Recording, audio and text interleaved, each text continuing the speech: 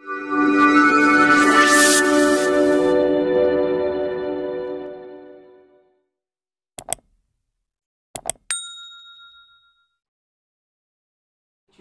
important topic which is related to chapter number 2, question number 8, 9 and 10. Chapter number 2, electrostatic potential and capacitor, which is related to physics subject standard 12. So this numerical is related to parallel plate capacitor and energy stored in the capacitor, and one more we can say कि relation between capacitor and dielectric constant. So in basis of 3 formulas we will try to solve the numericals. So you can see the questions and what given that in these questions. Let us start. Okay, so in these questions first I will read the questions, what values given that and which value we want to find by this question in question number 8. So see the question. In a parallel plate capacitor with air between the plate, each plate has area of 6 into 10 to the raised minus 3 meter square and distance between the plate is 3 mm. Calculate the capacitance of the capacitor, and then if this capacitor is connected to a 100 volt supply, to what is the charge on each plate of the capacitor. Means here given that capacitor, which type of the capacitor is given that parallel plate capacitor. So can you see what is formula of parallel plate capacitor? ये basic चीजें होती है, तो you should know, then you can solve the formula. Okay, Vivekananda क्या कहते हैं कि अगर आपको किसी चीज को अच्छी तरह से करना है तो इट इज कंपल्सरी कि आपको उसके बेसिक नॉलेज का होना बहुत जरूरी है. अगर हमें कोई क्वेश्चन या न्यूमेरिकल करना है तो उससे किस चैप्टर से कहाँ से है, उसकी थ्योरी और उसके फार्मूले अच्छी तरह आने चाहिए. ओके, तभी हमारे कंसेप्ट क्लियर होंगे और एक बार समझ में आने के बाद फिर हमें दोबारा रिवाइज करने की जरूरत नहीं पड़ती. तो अब अगर आपको विवेकानंद जैसे विद्वान बनना है, बुद्धिमान बनना है, तो हमें एक ही चीज याद रखना होगा कि हमें हर एक टॉपिक को डीपली नॉलेज होना चाहिए और इसके बाद कौन सा फार्मूला किसमें अप्लाई होने वाला है, क्वेश्चन को रीड करना है प्रॉपर्ली. और ये सारी चीजें आपके अंदर ये गुण आ गए तो कोई भी क्वेश्चन आपको टफ लगेगा ही नहीं. ओके, तो हम फार्मूला की बात करते हैं. सभी को जैसा कि आपको पता ही है, C इक्वल टू क्या होता है, epsilon non A by D. ये पैरेलल प्लेट कैपेसिटर का फार्मूला है, जबकि हमें यही निकालना भी है calculate the capacitance of the capacitor. कब पैरेलल प्लेट कैपेसिटर हो तो. अब क्या दिया गया है, व्हाट वैल्यूज गिवन दैट. तो गिवन दैट लिखिए, गिवन दैट क्या दिया बताइए, see the question here. Given that area मतलब A is given that A है 6 into 10 to the raised minus 3 meter square, and then small d distance between parallel plate. So D is given that 3 mm मतलब millimeter. So we want to convert in standard form. So what is value of this? 3 into 10 to the raised minus 3 meter. And you know what is value of epsilon non? We know that. अब यहाँ पे ये value नहीं दी गई है. हम we know that epsilon की value क्या होती है, होनी चाहिए. एप्सिलॉन नॉन की वैल्यू क्या है, 8.854 into 10 to raise minus 12. अगर यूनिट की बात करें तो K का इनवर्स हो जाएगा. जो K की वैल्यू थी इसको क्या लिखेंगे, न्यूटन इनवर्स मीटर की पावर -2 कूलम स्क्वायर. ठीक है, this is the unit of the epsilon not. तो all values you have, you can find easily what is value of this. तो लिखना चालू करते हैं.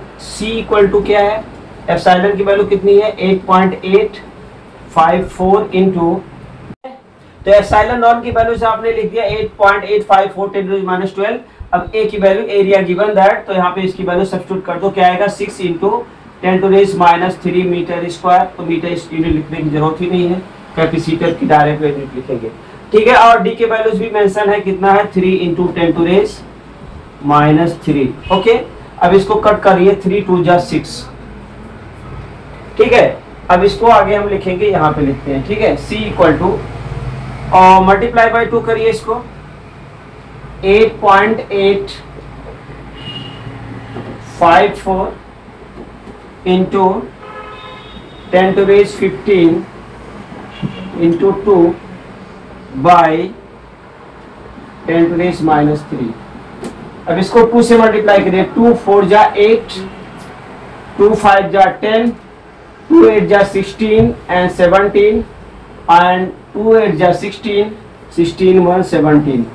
डेसिमल पॉइंट 3 डिजिट पे लगेगा तो 17.8 इंटू 10 टू रेज माइनस 15, और ये आगे आएगा तो क्या आ जाएगा, ऊपर लोग इसको तो 10 की पावर 3 हो जाएगा। ठीक है, अब हम इसको क्या लिख सकते हैं, 17.7 इंटू 10 टू रेज माइनस 12 क्या फैराड। या फिर और हम लिख सकते हैं C equal to approximate we can write 18 into 10 to raise minus 12 farad, या फिर हम लिख सकते हैं 18 पिको फैराड। तो this is your answer of first question. What mention that you can see capacitance of the capacitor you have got 18 into 10 to the minus 12 farad or 18 picofarad you can write. Okay, now second question is left, तो इसको हमें करना है, भी ये बाकी है। तो नेक्स्ट क्वेश्चन है इसमें, if this capacitor is connected to a 100 volt supply and then what is the charge on the each plate of the capacitor. अब यहाँ पे हमारे पास क्या है कि डिफरेंट प्लेट्स है, डिफरेंट वैल्यूज है। यहाँ पे बता रहे हैं कि जो कनेक्ट हुआ है, this capacitor is connected in 100 volt supply, और उसपे प्रत्येक प्लेट पे क्या हमें चार्ज बतानी है। तो कहने का ये मतलब पैरेलल प्लेट तो क्या होती है, पैरेलल ही होती है, तो उसमें अगर हम कहें तो क्या सेम होता है। पैरेलल में अगर हम बात करें तो पैरेलल कनेक्शन होता है, तो इसमें सेम क्या होता है कि इसमें जो वैल्यू चार्ज होती है वो इक्वल होती है, और कैपेसिटर एक ही है। तो हमने एक फार्मूला पढ़ा है, याद है तो बताइए। C इक्वल टू हमने पढ़ा है Q अपॉन V, लेकिन हमें चाहिए क्या, Q चाहिए। क्या चाहिए, Q। तो Q इक्वल टू क्या होगा, CB होगा। जब प्लेट का जो वैल्यूज है, जो कैपेसिटर है वो 18 पिकोफैराड है, कहने मतलब कैपेसिटर सेम ही है, तो कैपेसिटर C की वैल्यू सेम है, और इसमें जो वोल्टेज है उसकी वैल्यूज भी क्या है, दी गई है हमें टोटल वोल्टेज। तो हम निकाल सकते हैं कि Q की वैल्यू क्या होगी, मतलब चार्ज क्या होगा। तो C की वैल्यू कितनी दी गई है, दी तो नहीं दी गई है। You have got value of C क्या लिखे हैं, 18 into 10 to raise 12 and voltage given that 100. So you can write 18 into 10 to raise minus 10 coulomb. So this is the charge on each capacitors. You can get by this formula. So in this way, if you know formula, so you can get the answer.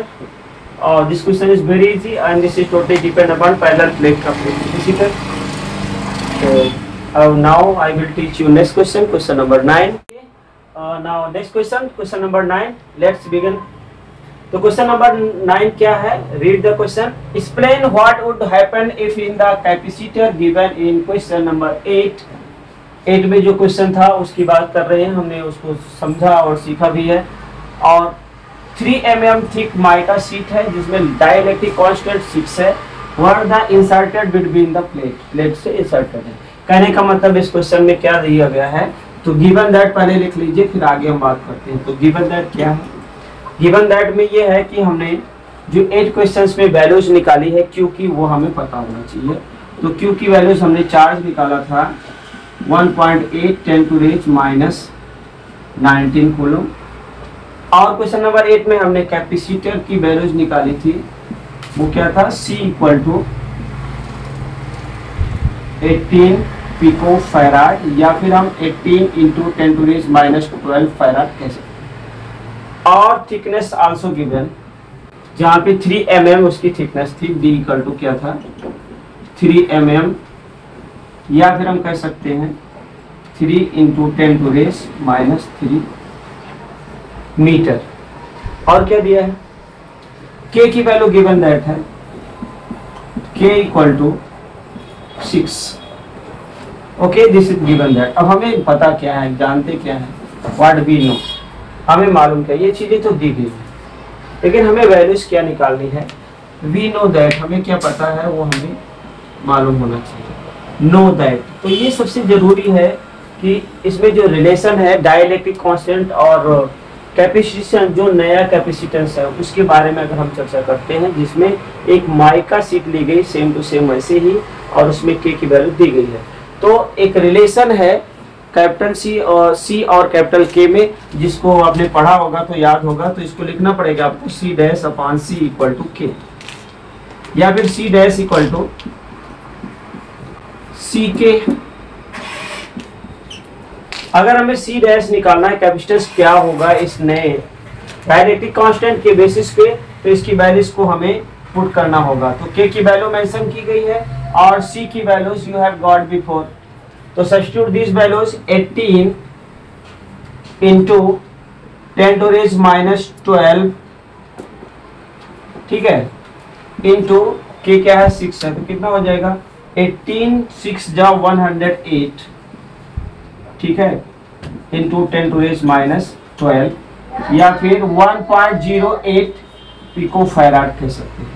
तो कहने का मतलब इस नए capacitor की जो values है वो 108 पिको फैराड होगी। अगर इसके बेसिस पे we want to find the first a की बात कर रहे हैं, ए की पॉइंट ऑफ व्यू से we are finding this values. अब इसमें क्या है, सेकंड क्वेश्चन यहाँ पे ये कह रहे हैं कि अगर इस वैल्यूज को अगर हम देखें यहाँ पे तो क्या है, सी डैश है तो क्यू क्या होगा, इस पे क्यू अगर चार्ज की बात करें तो ये आएगा सी डैश बी। जैसे कि हमने सी डैश की वैल्यूज क्या निकाली है 108 जो भी आया है 10 टू रेज माइनस 12, और वोल्टेज कितना था क्वेश्चन नंबर नेक्स्ट पहले क्वेश्चन में यही था 108 10 टू रेज माइनस 12 इंटू 10, तो हम लिख सकते हैं इसको 108 into 10 to raise minus 10 coulomb, या फिर इसको हम लिख सकते हैं 1.08 10 टू रेज माइनस 8 कूलम, ठीक है। जब यहाँ पे 2 डैश करेंगे 100 से मल्टीप्लाई हो जाएगा, तो ये कूलम हमारा ये वैल्यू फर्स्ट के लिए है। तो इस पे चार्ज ये होगा 1.08 इंटू 10 टू माइनस 8, और जो हमारा कैपेसिटेंस होगा ये 108 पिको होगा। लेकिन अगर हम बी पार्ट की बात करें तो बी पार्ट में आफ्टर सप्लाई वाज डिस्कनेक्टेड, अगर हम सप्लाई डिस्कनेक्टेड करते हैं तो चार्ज की वैल्यू क्या थी हमारी 1.8 into 10 to raise minus 9, okay 9 coulomb. ये था जो हमने अभी निकाला था क्वेश्चन नंबर 8 में। और हमें क्या निकालना है, हमें निकालना है अगर सप्लाई क्लोज कर दी जाए तो कितना होगा। तो V इक्वल टू क्या होता है, अगर हम कैपेसिटेंस की बात करें तो C इक्वल टू होता है Q बाई V, और यहाँ पे कैपेसिटर हम क्या लेंगे जो हमारी वैल्यू चाहिए 108 पिको फैराड।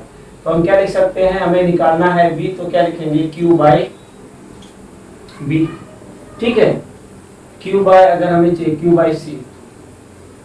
इस कैपेसिटेंस के लिए बात करना है जो हमने डाइलेक्ट्रिक कांस्टेंट के इक्वल टू 6 के बेसिस पे निकालना था। कहने का मतलब हमें सी डैश की वैल्यू पुट करना है। सी डैश कितना आया है 108 पिको फैराड। इसके लिए हमें निकालना है वोल्टेज क्या होगा, तो Q बाई सी डैश, तो उसकी वैल्यू कितनी है 1.08 into 10 to raise minus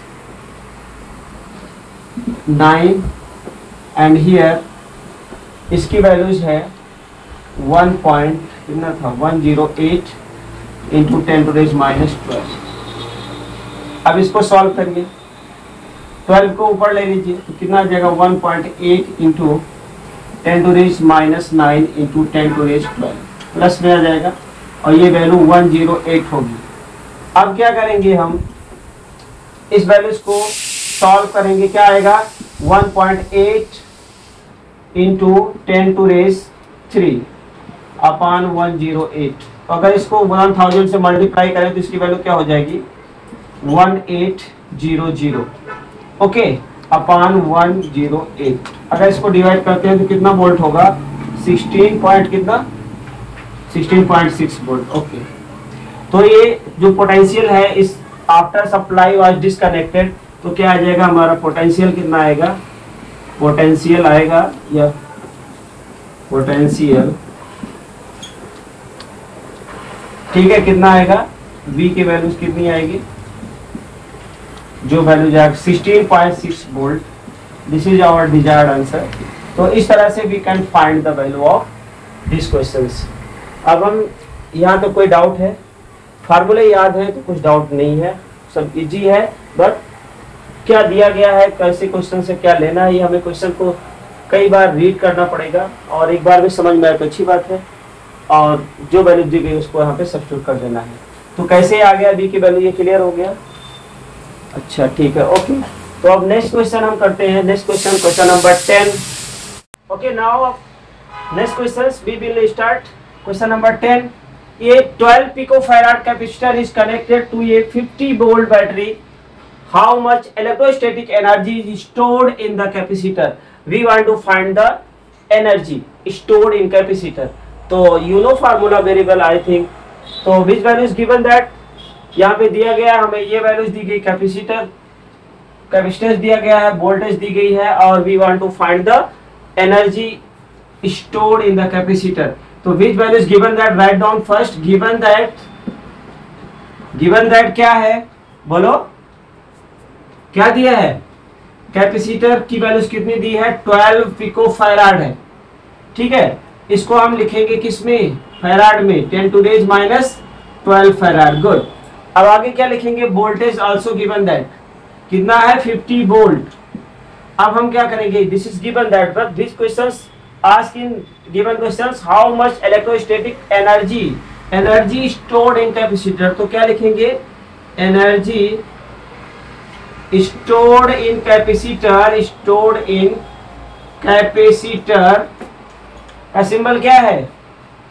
E equal to क्या होता है? Half CB square. This is formula, you know this formula, easily can get the answer. ये क्वेश्चन 1 मार्क में या 2 मार्क में कभी कभी पूछा जा सकता है। फार्मूला याद है तो वैल्यूज आ जाएगी। तो E की वैल्यू क्या है? Half CB square. This is the formula and substitute this values. तो E इक्वल टू क्या होगा? E इक्वल टू हाफ है, और C की वैल्यूज गिवन दैट कितनी है? 12 into 10 to the minus 12 and V square mentioned, तो V equal to what? 50 whole square means 2 times we can write 50 into 50. तो 2 6 जा 12 and then 5 5 जा 25, 25 into means 2 digit 0 will be there into 6 10 to the minus 12। अब हम इसको क्या लिख सकते हैं? 25 6 जा 150 होता है और 2 0 और है into 10 to the minus 12। अगर हम डेसिमल में लिख रहे हैं किसी वैल्यूज को, अगर हम 10 की पावर में लिख रहे हैं तो 1 इंटीजर आना चाहिए। तो यहाँ पे इसको क्या लिख सकते हैं? 1.5 10 to the 4 into 10 to the minus 12, तो 1.5 into 10 to the minus 8। Energy का सूत्र की यूनिट क्या होती है? जूल। Very good. तो ये इसका आंसर है, energy stored. This is your desired answer. Write down, this is the very easy. Okay, तो in this way question number 10 is completed. Any doubt you can ask. Formula पता है, value substitute कर दो, ये तो first के बच्चे भी कर सकते हैं। ओके, समझ में आ गया? अंडरस्टूड? Okay, thank you.